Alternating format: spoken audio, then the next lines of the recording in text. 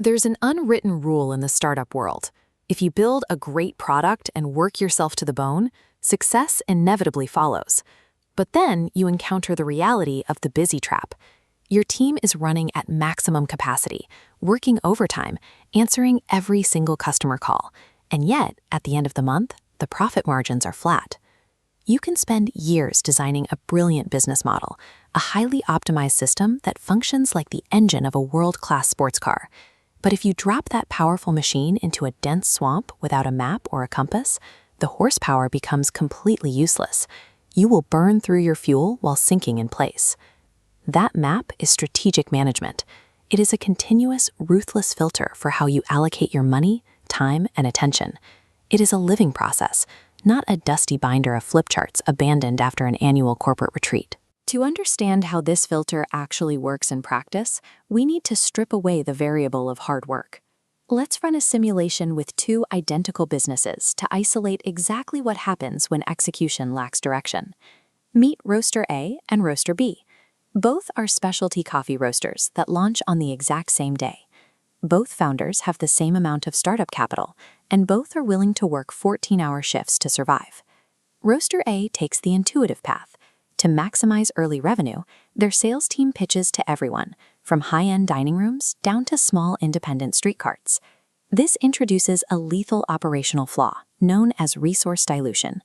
By trying to be everything to every potential buyer, the company's focus, capital, and energy split into increasingly fragile fragments. The physical reality hits the warehouse floor fast. Roaster A is suddenly forced to manage 20 different roasting profiles to please this fractured client base.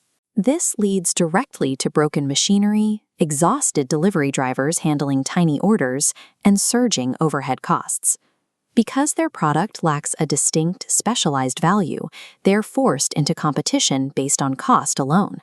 If a competitor drops their price, Roaster A has to match it, dragging them into an unwinnable race to the bottom.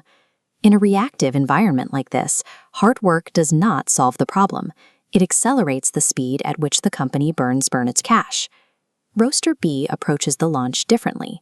Before roasting a single bean, they define their starting location, their final destination, and the specific route they will take to get there.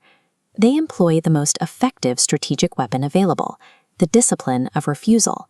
When a street cart vendor or a massive diner asks for an order, Roaster B declines the business. The company focuses its entire operation exclusively on mid-sized specialty cafes. This single decision shrinks their required flavor profiles down from 20 to just 3. The downstream effects are immediate.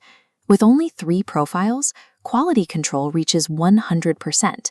Machinery maintenance becomes predictable, overhead costs plummet, and wasted inventory drops to 0.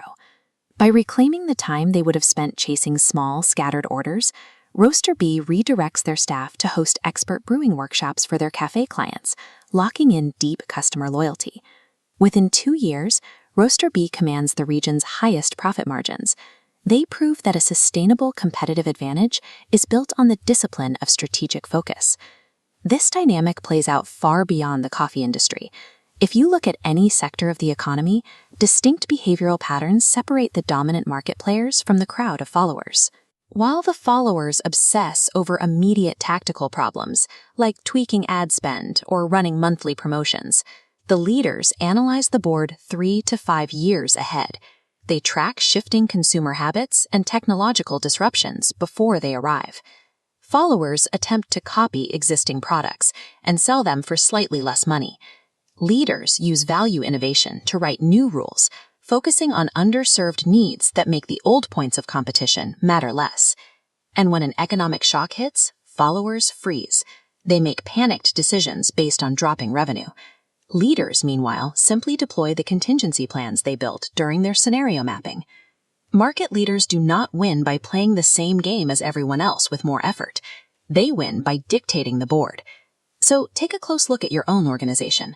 Let's run a quick diagnostic test to see if you are operating on a genuine strategy or if you are simply running hard on an illusion. First, look at your primary objective.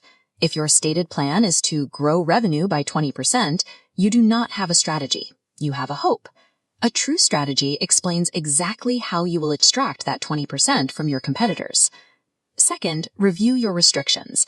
A functional strategic plan requires an explicit, hard list of the opportunities and markets your company will actively refuse to pursue. Third, check your communication. A vision locked in a boardroom accomplishes nothing. It only becomes a strategy when every employee on the ground knows how their daily tasks contribute to the company's long-term objectives. Finally, test your measurements. Broad ambitions about being an industry leader must be broken down into strict, quantifiable metrics and key performance indicators. Trusting your gut instinct might get a business off the ground, but scaling it requires upgrading that instinct into a repeatable, measurable process. Strategy is the structural foundation you have to pour before you can ever hope to build the skyscraper.